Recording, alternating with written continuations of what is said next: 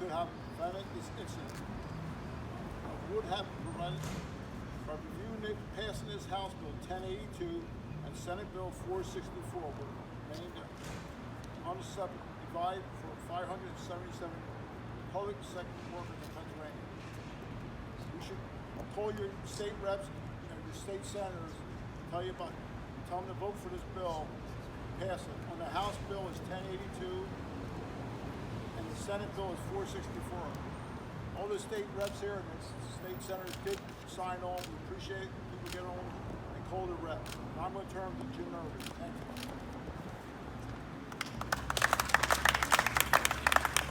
Thanks, Bob. My name's Jim Irwin. I'm the Lehigh Valley Labor Council president. I'm a staff rep here at AFSCME, represent Berks County and PennDOT workers here in Berks. First, like to mention who's here with us, and that's State Senator Judy Schwank, State Representative Mark Rossi, State Representative Peter Schweier, Kevin Barnhart, Berks County Commissioner, Donna Reed, Councilwoman of the City of Reading, Eddie Moran, Reading School Board, Tom Caligione, State Rep, and so today we're here today to bring attention to an injustice that is out there with public sector workers in Pennsylvania. Here in Pennsylvania, every worker does not have OSHA protection, and every employer does not have to follow OSHA guidelines. At a time when collective bargaining is under attack, safety and healthy working conditions should not be, and must be a guarantee to all workers. Workplace safety is a right and should not be treated like a political football. Every Pennsylvanian should have the right to a safe and healthy workplace. House Bill 1082 will do just that. House Bill 1082 will provide workplace health and safety standards for public employees, providing for powers and duties of the Secretary of Labor and Industry, establishing the Pennsylvania Occupational Safety and Health Review Board, providing workplace inspections. State and local public sector employees are 64% more likely to be injured on the job than private sector workers. Public sector employees face a higher rate of workplace violence, and they are next to and in buildings or on highways with workers who are covered by OSHA. One easy example is Route 222 here in Berks County. If you are a PennDOT worker and you're out there doing road maintenance on the north side, and there is a private contractor on the south side of 222, they are covered by OSHA. It's a private contract, and the state worker is not. This is a bipartisan bill.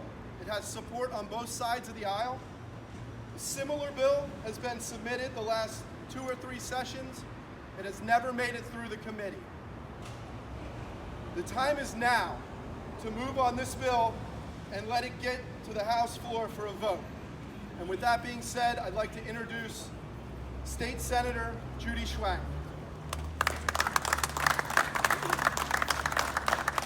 Thank you, and good afternoon, everybody. When you think about it, the legislation that created OSHA was groundbreaking legislation. Think of the difference that made in workers' lives. But what we didn't recognize was the fact that some of the individuals who really make our lives happen, that make our communities move forward, were not covered under these workplace safety regulations. That is a glaring omission.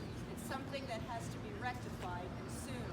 I am a sponsor of Senate Bill 464, which is the companion legislation to the House bill, and I'm very hopeful that that will get moved forward very quickly. Last night, when we had a meeting about the issues of pipeline safety, there were workers there from the Steam Fitters Union talking about some of the safety issues that they face. And I thought, as I reflected on that, what about about the municipal workers that are out looking at these lines that have an obligation for inspection as well? Who's covering them? And they are at as much risk as anybody else is. This goes from sanitation workers to secretaries to PennDOT workers. All of these folks, we really need to consider their safety. They're doing the job for us. It's time for the legislature to act as well. Thank you.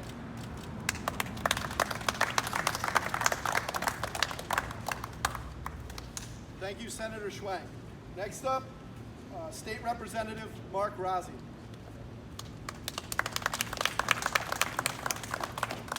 Thank you for inviting me here today.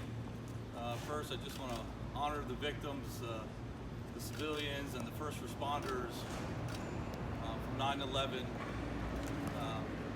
especially the first responders for their sacrifices going in those buildings without ever hope of returning home to their families. And I'm here today to support my good friend's House Bill, Representative Harkins, House Bill 1082, that will give public sector employees the protections that they deserve. The reason that Representative Harkins put this bill up is because of Jake's Law. And no family member should ever have to worry about their loved one going to work and getting injured.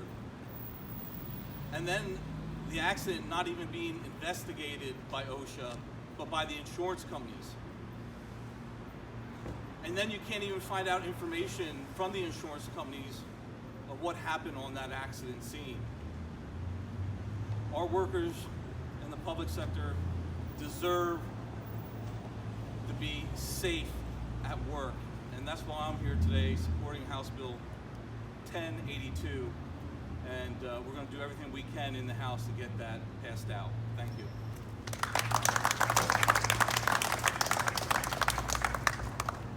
Thank you, Representative Rossi. I'd like to call up Lehigh Valley State Representative Peter Schweier.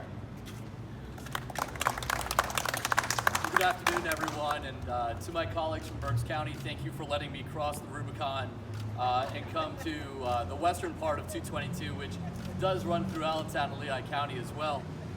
Mark touched upon this a little bit, Representative Rossi touched upon this a little bit. September 11th, and the overwhelming majority of people that ran into the buildings, New York City, Western PA, the Pentagon, were public sector employees. They were public firefighters, they were public police officers, they were first responders, EMTs, and paramedics. And they deserve to have as safe of a working condition as anybody does. As my friend Jim Irwin said, as much as the private sector employees that are nearby, that are often working on the same job site. Now, my dad was an Allentown city worker for 33 years. He cut grass for the city. He was a kind of guy that worked in the streets, digging up water mains. And I'll never forget, as a kid, we lived in downtown Allentown. There was a water main break, and my dad was on call. This happened in the 80s.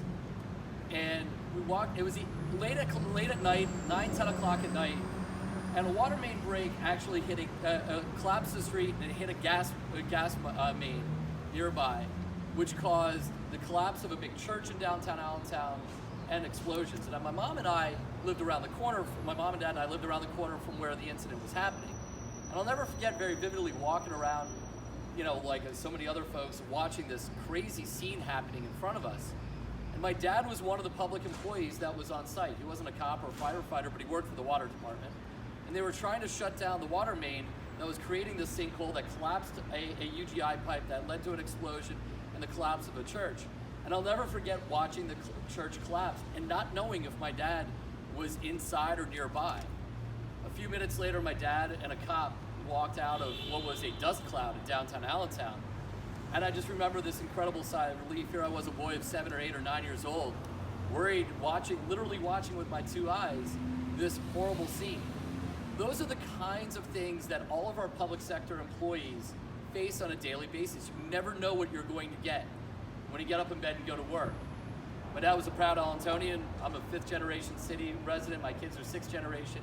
And all my dad wanted to do was get up every day and somehow, some way, make our city a better place. And all I wanted as his son, as his only child, was to make sure my dad came home safe. And these kind of bills impact public sector blue-collar workers, the men and women that make our communities better to live, work, and raise a family every day. And I'm proud to stand with my colleagues from the Senate, from the House, to say enough is enough, that it's time that we put our public sector workers and give them the same rights that the private sector workers have, and get this bill done as quickly as possible, so that another public sector worker doesn't suffer the fate of so many others that have gotten injured or killed on the job. Thank you very much.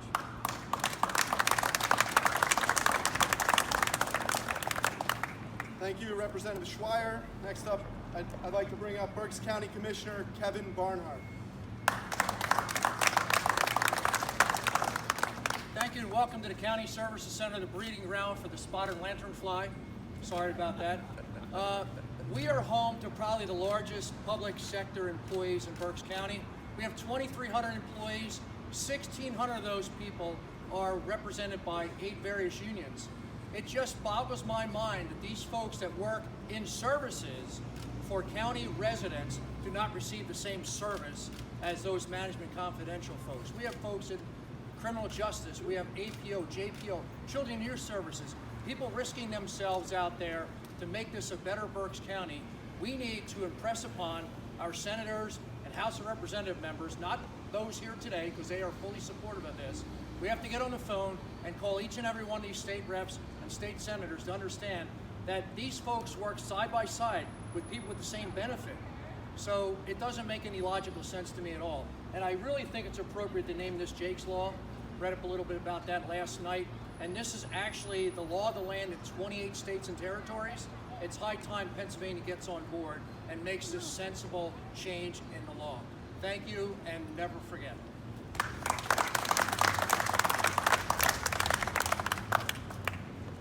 Thank you, Commissioner Barnhart. Next up, State Representative Tom Caligione. Thank you. I have an update.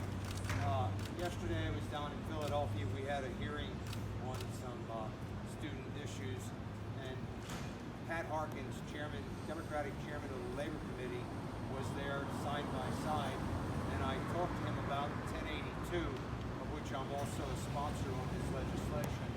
And Pat told me that our own Jim Cox, Republican chairman of the Labor Committee, will consider the legislation, and he didn't put a time frame on it, but he did tell me that at least he has somewhat of a commitment that the bill could be brought up for consideration.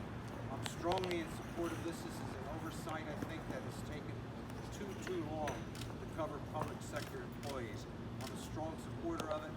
We'll do everything we can, and I will be talking to Jim Cox to see if he'll keep his word and bring the bill up for a vote in the committee. Thank you. God bless.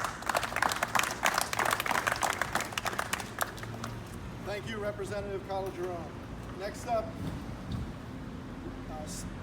Reading City Councilwoman Donna Reed.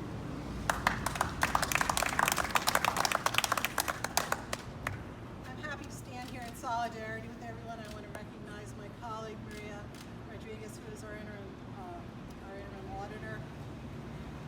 I'm fully supportive of everything that's been said here, and I think for those of us who have been lucky enough to have the public's trust placed in us, we owe it that everyone is treated equally in every possible respect.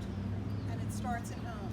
It starts with people who work with us. It doesn't start with lanternflies, but it starts with the people who work with us, that everyone is treated fairly, equally, and has the same benefits and rights. And this bill goes a long way towards doing that. I think of my friend Larry, who works for PennDOT, and I think, why should there be a discrepancy in how people are protected and treated? So I'm happy to be here. I'm happy to think in terms of our colleagues that Maria and I work with in City Hall. We want them all treated the same way. We want everyone treated the same way. That's what the public trust is, to level the playing field and to do right by everyone, by workers, by the public, by everyone. So I'm happy to be supportive of this, and we will do as council whatever we can to advocate for this.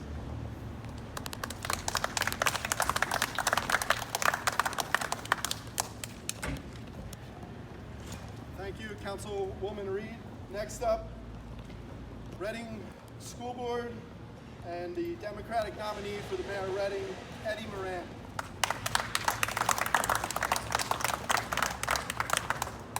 Good evening, good afternoon rather. It's an honor to be here today and support what, for lack of better words, I believe is common sense. To believe those in the public sector that go out day to day to provide for our families.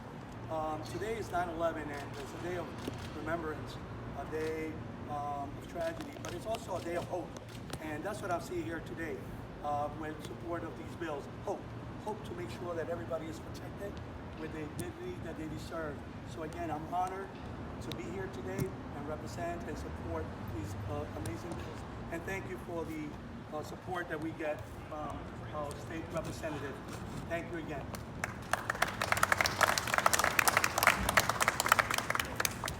Thank you, Eddie. Next up, I'd like to bring up the Director of AFSCME District Council 88, Tom Tosti.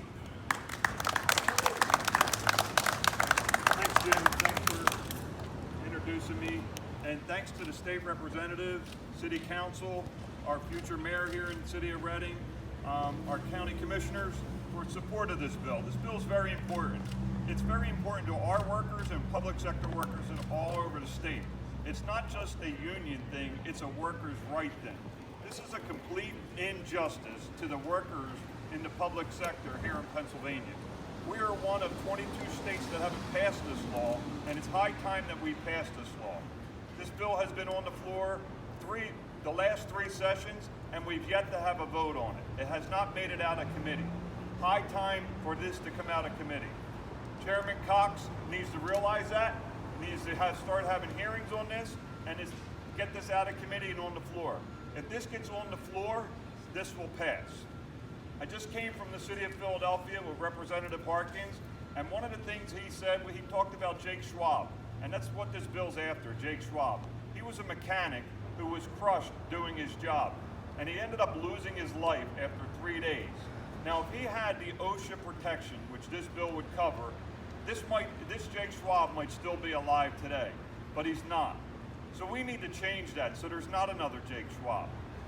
One of the things he said was it's the county commissioners who are stopping this across the state because they're afraid they have to put safety procedures on like chainsaws and on chipping devices when you're taking up the trees. Well, what's wrong with that? Why shouldn't a worker be able to go home with all 5 fingers, or maybe his arm, or even his life? There's nothing wrong with that. And if it costs a little bit of money to make sure that our workers across the Commonwealth are safe, then you know what? It's better than having somebody lose their life over it. There's no price tag on a life. So you know what? It's high time that we pass this bill 1082. There's a resolution that we are going around to the locals. Because you know what, we need the counties, we need the townships, we need our boroughs to start getting onto this resolution to sign off and tell our legislators in Harrisburg it's high time that you support the public sector workers here in Pennsylvania. We're going to be pushing that. That's the next step after this press conference, is to start lobbying our local legislators. Because you know what, they're up for election in November. And if they can't support public workers, then it's time for us to turn our back on them and start getting people in there that are going to start supporting public workers. This resolution just tells Harrisburg to get on board and run this bill. It's time the bill to be ran. And that's all I have, so I want to thank everybody, thank our legislators, thank everybody for coming out, because it is important. They recognize how important it is, and it's to now get our boots on the ground and start lobbying and get this bill ran in Harrisburg. Thanks again.